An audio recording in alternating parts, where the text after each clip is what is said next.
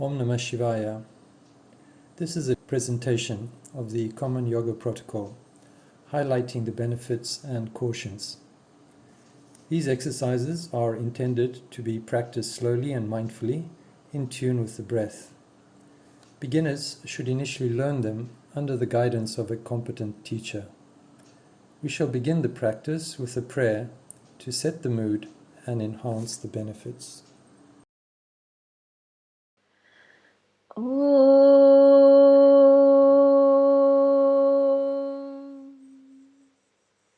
Sangachhadvam samvadadvam samvo manam sijanatam deva bhagayatha purve sanjanana upasate.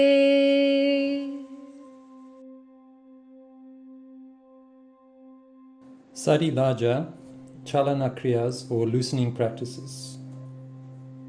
These can be practiced in a standing or sitting position, and these loosening practices are designed to increase the circulation in different parts of the body, or what we call microcirculation. Starting with the neck bending exercises called Griva Shakti Vikashaka. We can move the head in various directions, starting with forward and backward bendings.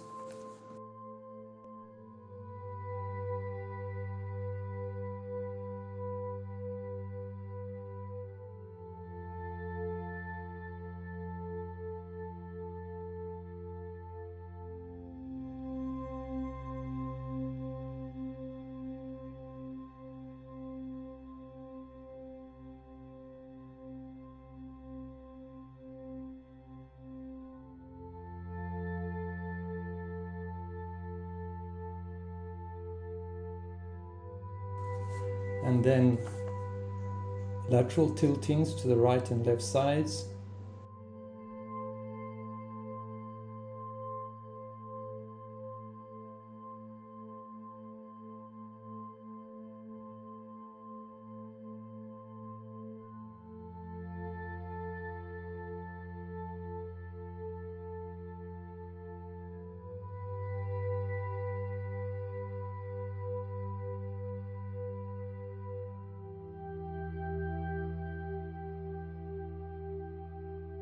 Turning the head to the right and left.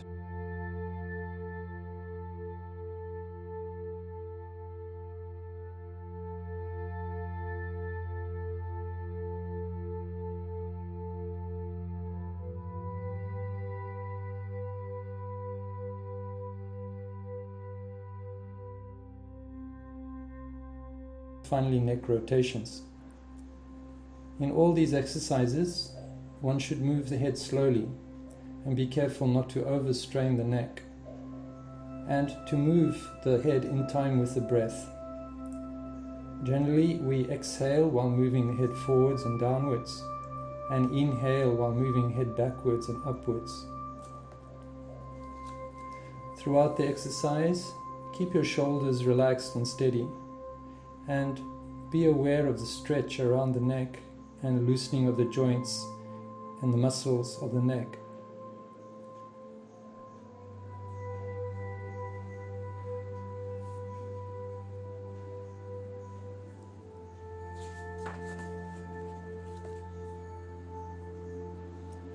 People with neck pain should do the practice very gently, especially when moving the head backwards. Elderly people and people with chronic cervical spondylitis can avoid these practices.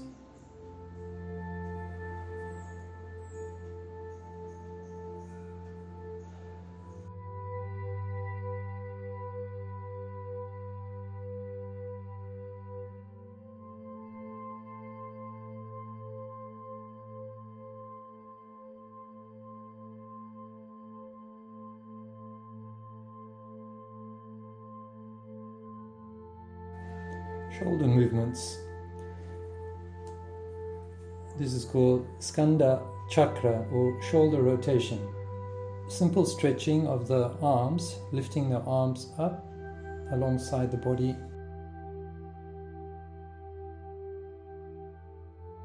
Stretching as high as possible with the breath, inhaling up and exhaling down. This will bring greater mobility to the shoulder joint and strengthen the muscles of the arms and shoulders, and improve the breathing capacity by opening the chest. Skanda chakra, or shoulder rotations.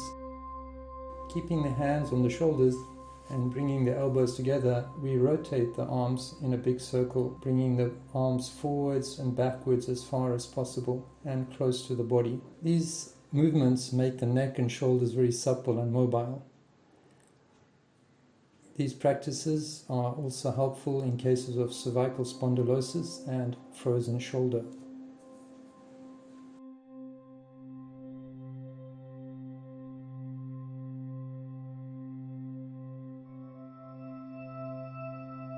The movements can be done in both directions.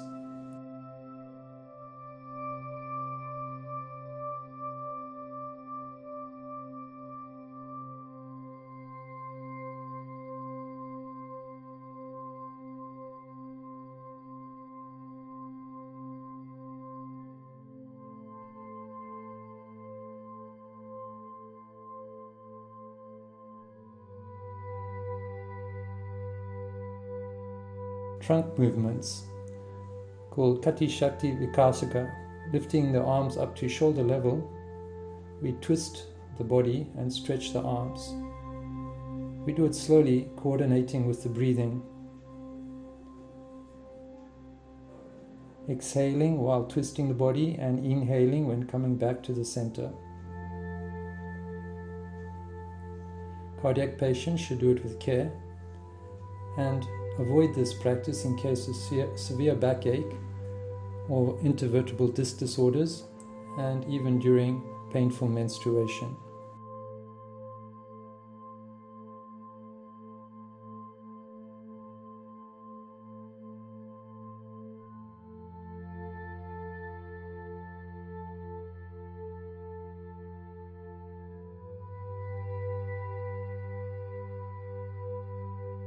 Knee exercise. Keeping the arms upright, horizontal, we bend the knees and come down into a sitting position, keeping the arms and thighs parallel to the floor. Slowly moving up and down. Inhale as you come up and exhale as you come down. This exercise will strengthen the knees and hip joints. We should avoid this exercise in case of arthritis of the knees or hips.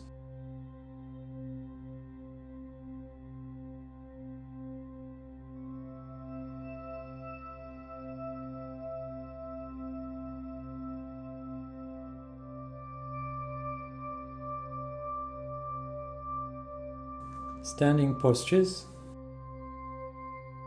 Tadasana, or palm tree posture. Tada means a palm tree or mountain. This asana teaches one to attain stability and firmness and forms the basis for all the standing asanas. Tadasana brings stability in the body and helps to correct faulty posture. It strengthens the arms, legs and ankles. Avoid lifting the heels in case of arthritis, varicose veins and vertigo. Vrikshasana, the tree pose. The final position of this asana resembles the shape of a tree, hence the name.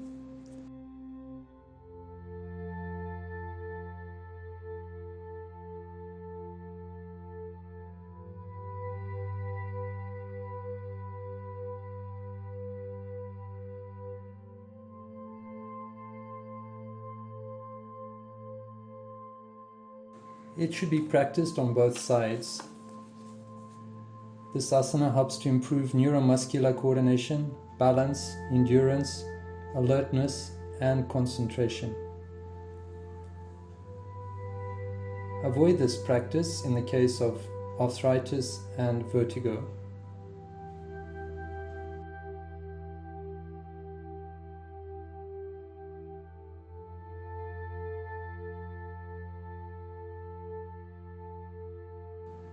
Pada Hastasana. Pada means feet, hasta means hands. Therefore, Padahastasana means bringing the palms down towards the feet. It is also referred to as Uttanasana. This asana increases circulation to the head and makes the spine more flexible. It compresses the abdomen and improves digestion and helps in overcoming menstrual problems. The asana removes stress from the mind and induces a state of relaxation. One can avoid this posture in cases of cardiac disorder, vertebral or disc problems, abdominal inflammations or surgery, hernias, ulcers, glaucoma and vertigo. People with severe myopia and high BP should do it with care. Ardha Chakrasana or half wheel pose. This forms a natural counter stretch for the body. Ardha Chakrasana makes the spine flexible and improves the breathing capacity and corrects the posture. It is helpful in cervical spondylosis. Avoid this posture in case of vertigo. Trikonasana. Trikona means triangle.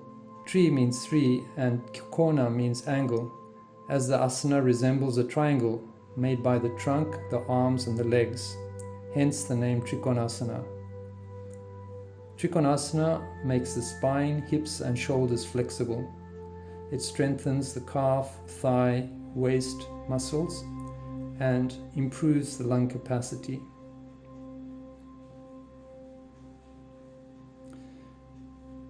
One should avoid this posture in case of slip disc, sciatica and after abdominal surgery.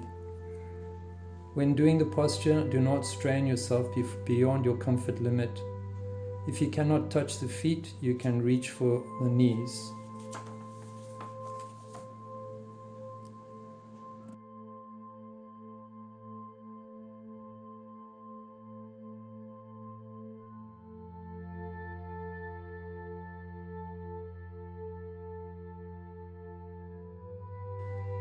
Sitting postures. Sit straight with the legs stretched out in front. Keep the hands beside the hips with the palms resting on the floor. This is called Dandasana. Bending the knees and grasping the feet, pulling the feet close to the perineum. This is called Bhadrasana. Keeping the back straight and the head upright. Stay in this position for some time with normal breathing. It helps to keep the body firm and stabilizes the mind. It is very helpful during pregnancy to open the hips and relieves abdominal pain during menstruation. In cases of severe arthritis and sciatica, you can avoid this posture.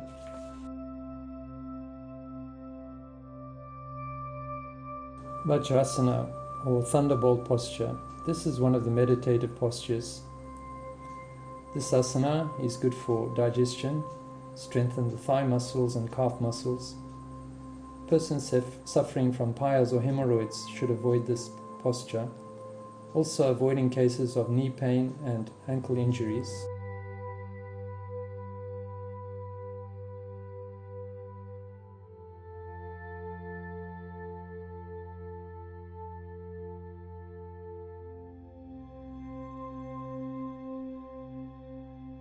Ardha Chakrasana. This posture helps to strengthen the back and neck muscles, relieves constipation and back pain, and increases blood circulation to the head and to the cardiac region. Avoid in cases of hernia, abdominal injuries, arthritis, and vertigo or dizziness.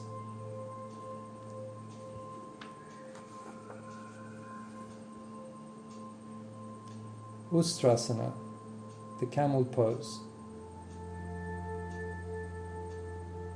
Ustrasana is very useful for defective eyesight, useful in relieving back pain and neck pain, reduces fat over the abdomen and the hips, and helps in digestive problems and cardiorespiratory disorders.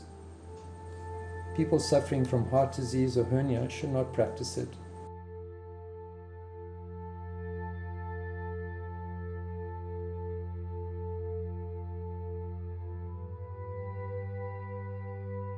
Shashakasana. Shashaka means the hair. This posture helps to reduce stress and anxiety. It tones up the reproductive organs, relieves constipation, helps digestion, and relieves back pain. Avoid this posture in cases of acute backache and arthritis of the knees.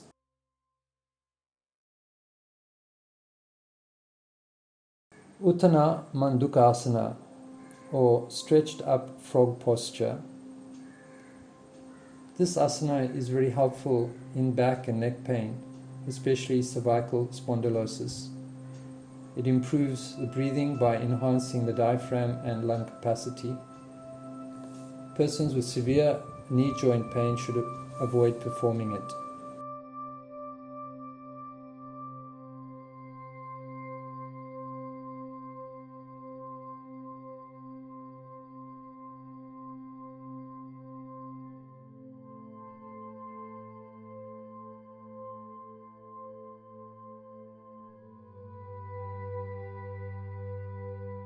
Vakrasana, the spinal twist posture. Vakra means twisted.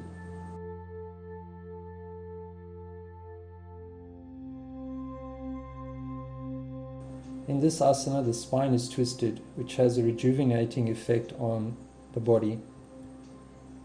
This asana helps to increase flexibility of the spine, stimulates the pancreas, and helps in the management of diabetes. Avoid this posture in case of acute back pain, spinal disorders, or after abdominal surgery and during menstruation.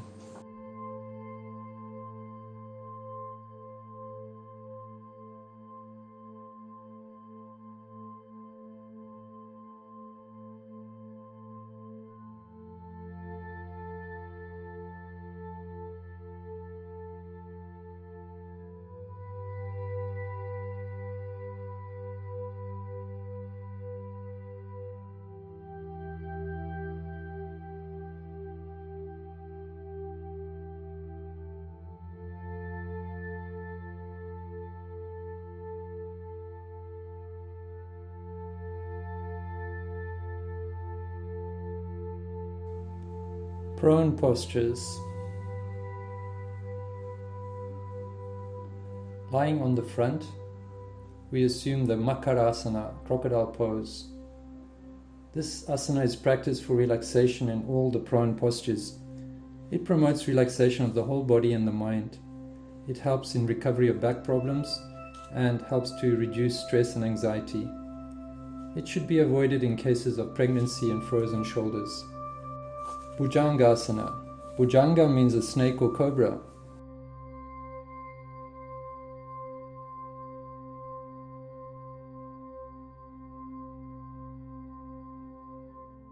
We raise the head and chest, keeping the legs and buttocks firm so that there is no load or strain in the lumbar spine.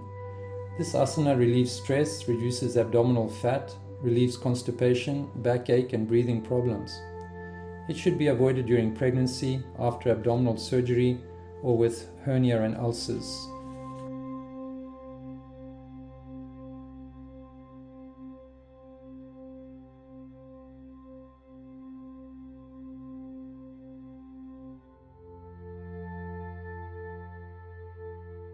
Shalabhasana. Shalabha means locust.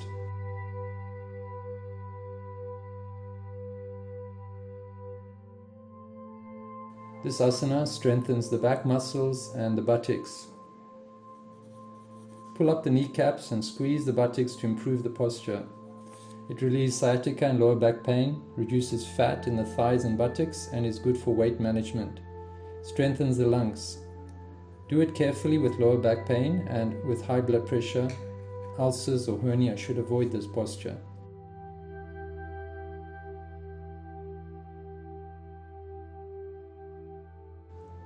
Supine postures.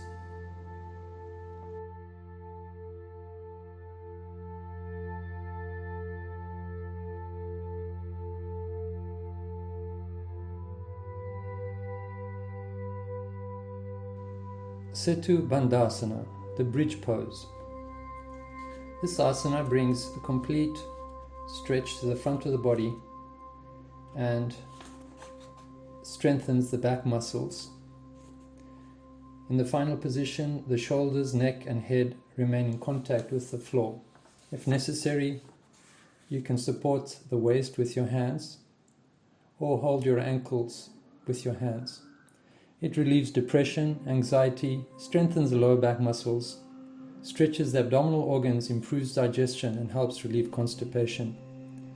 People suffering from ulcer and hernia should not practice this asana.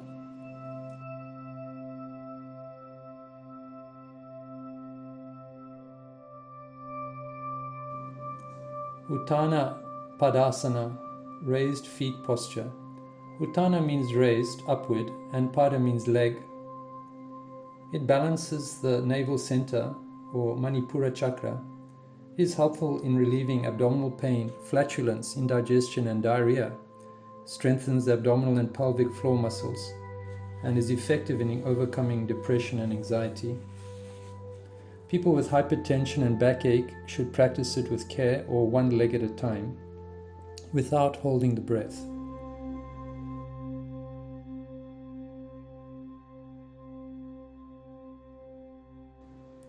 Ardha Halasana, or half plow pose. This asana relieves constipation, is beneficial for hypertensive patients, but should be practiced carefully, and should be done with caution those having lower back pain. Practicing with one leg at a time. Avoid in cases of abdominal injuries and hernia.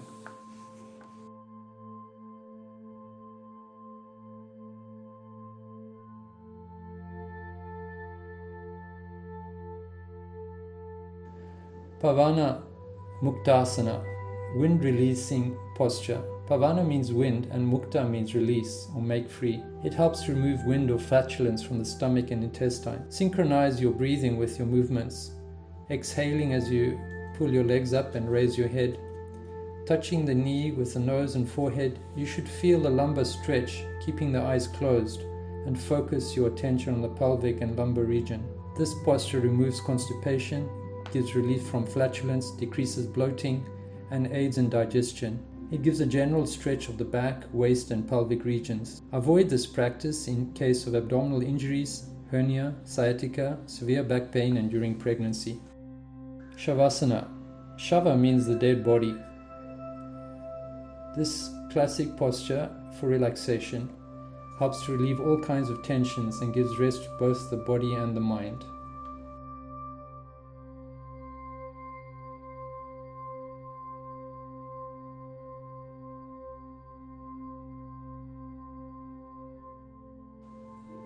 KAPALABHATI.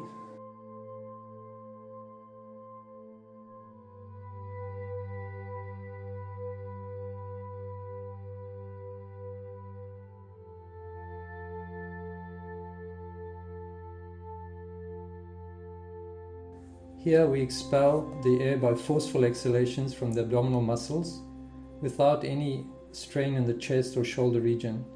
Inhalation should be passive throughout the practice. Beginners can practice with up to 3 rounds of 20 rapid breaths each, and then slowly increase the pumpings. Kapalabhati purifies the frontal air sinuses, helps to overcome cough disorders. It is useful in treating cold, rhinitis, sinusitis, asthma and bronchial infections. It rejuvenates the whole body and keeps the face glowing and vibrant.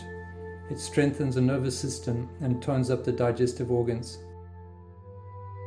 Avoid this practice in case of cardiac conditions, giddiness, high blood pressure, vertigo, chronic bleeding in the nose, epilepsy, migraine, stroke, hernias, gastric ulcers, pregnancy, and during the menstrual cycle.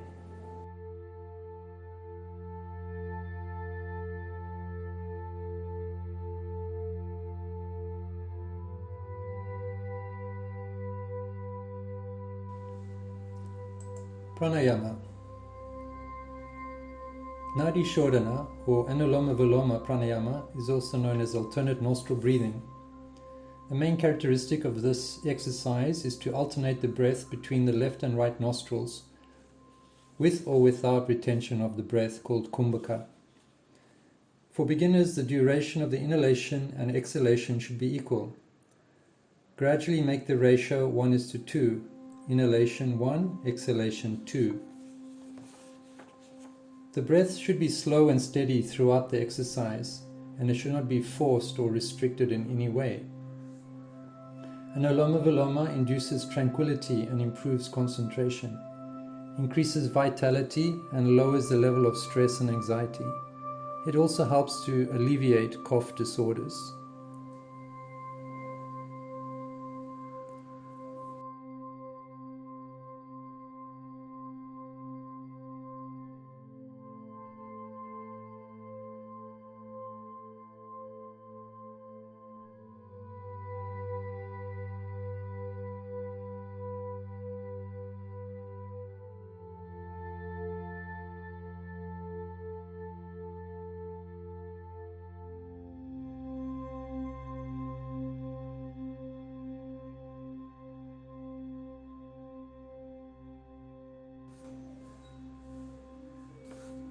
Shitali Pranayama. Shitali means cooling. It means calm and passionless. This pranayama cools the body and the mind.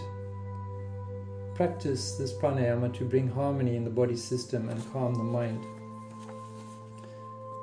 It is beneficial for persons suffering from high blood pressure. It satisfies thirst and appeases hunger. It relieves indigestion and other disorders caused by phlegm, such as cough, and bile, such as pitta. It destroys the disorders of gulma or chronic dyspepsia and spleen and other related disorders, according to the Hatha Yoga Pradipika. It is also beneficial for the skin and eyes. Avoid doing it when you are suffering from severe cold, cough, or tonsillitis.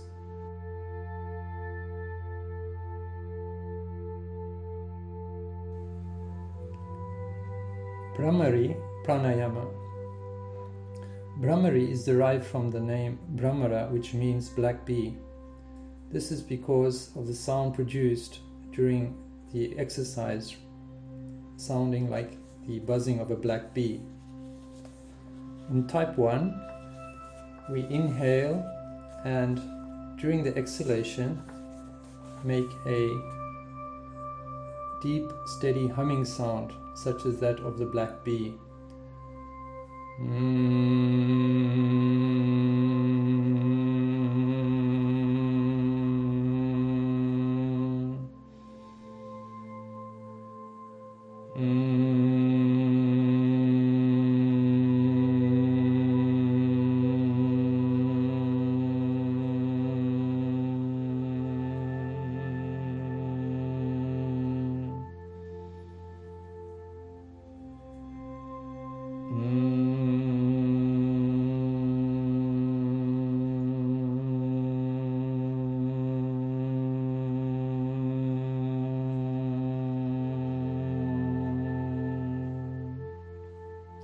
The practice of Brahmari relieves stress and helps alleviating anxiety, anger, and hyperactivity.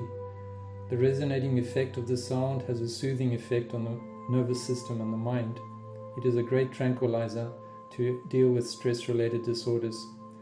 It's also useful for developing concentration and preparing for meditation. In type 2, we can close the eyes with the index fingers, place the middle finger on the side of the nose without closing it, and the mouth with the ring and little fingers, and the ears with the thumbs. This is called Shanmukhi Mudra, and perform the exhalation with this mudra.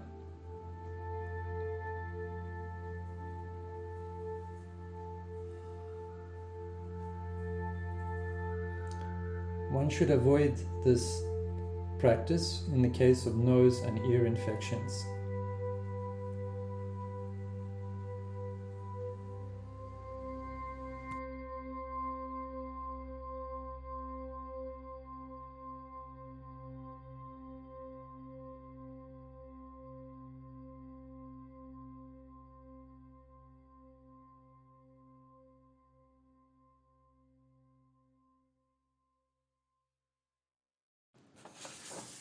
Dhyana or meditation. Sit comfortably in a cross-legged posture resting your hands on your legs or in your lap, keeping your back straight and your head upright and your eyes gently closed. Consciously, do not react or identify with the various thoughts in your mind. Just maintain a mild focus between the eyebrows and be conscious of your breath. Allow your mind to slow down naturally. Eventually, this practice will become natural. For beginners, soothing music may be played in the background during meditation. Try to stay in this position as long as you can comfortably. Meditation is the most important part of yoga practice. It helps to eliminate negative emotions like fear, anger, depression, anxiety, and to develop positive emotions. It helps to keep the mind calm and quiet, improves concentration, memory, clarity of thought and willpower, rejuvenates the body and mind. Meditation leads to self-realization. हमें अपने मन को हमेशा संतुलित रखना है। इसी में ही हमारा आत्मविकास समाया है। मैं अपने कर्तव्य खुद के प्रति, कुटुंब के प्रति, काम, समाज और विश्व के प्रति शांति, आनंद और स्वास्थ्य के प्रचार के लिए बद्ध हूँ।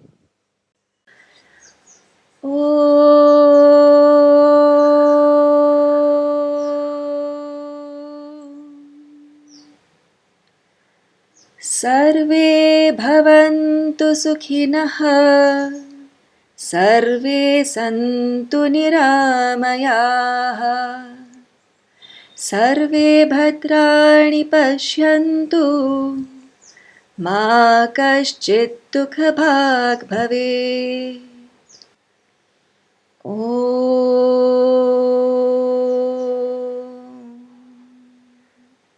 शान्ति शान्ति शान्तिः।